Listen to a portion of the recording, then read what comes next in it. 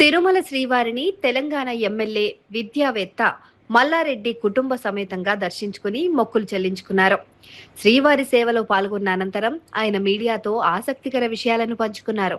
ఈరోజు ఏడుకొండలవాడు, వడ్డీ కాసులవాడు, ఆపద ముక్కులవాడు,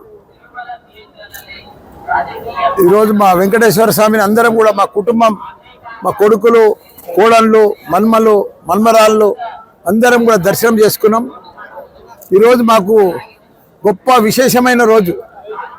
ఒకటేమో నాగుల పంచమి, రెండోదేమో ఆ భగవంతుని ఆశీర్వాదంతో ఈరోజు తిరుపతిలో ఈరోజు మన మల్లారెడ్డి డీమ్డ్ యూనివర్సిటీ ప్రారంభోత్సవం. ఈరోజు పిల్లలతోటి మంచి అడ్మిషన్స్ అయినాయి.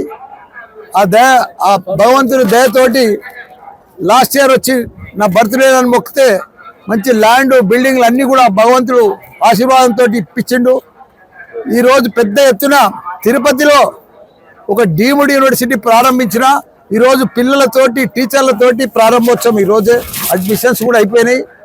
ఈరోజు ప్రారంభోత్సవం. అందుకే ఆ దేవుణ్ణి దర్శనం చేసుకుందామని అందరం కుటుంబ సభ్యులతో వచ్చినాం. ఏదేమైనా భగవంతుని ఆశీర్వాదం చాలా బాగుంది. ఎందుకంటే నాది ఒకటే, తెలంగాణలో మాకు 50,000 మంది స్టూడెంట్స్, 10,000 మంది టీచర్స్. ఇక్కడ కూడా పెద్ద ఎత్తున ఆంధ్రాలో ఫస్ట్ టైం, మొదటిసారి నేను తెలంగాణ నుంచి వచ్చి ఒకసారి యూనివర్సిటీ పెట్టి ఇక్కడ మంచి ఆదరణ ఉంది. నాది ఒకటే, పిల్లలను మంచిగా ప్రపంచం తగ్గట్టుగా ఇంజనీర్లను, వరల్డ్ క్లాస్ ఇంజనీర్లను, వరల్డ్ క్లాస్ డాక్టర్లను, వరల్డ్ క్లాస్ సైంటిస్టులను తయారు చేయాలనే నా తపన, నా ఆలోచన. ప్రపంచం అంతా కూడా ఇప్పుడు టెక్నాలజీ స్కిల్ తోటి కూడుకున్న ప్రపంచం తయారైంది.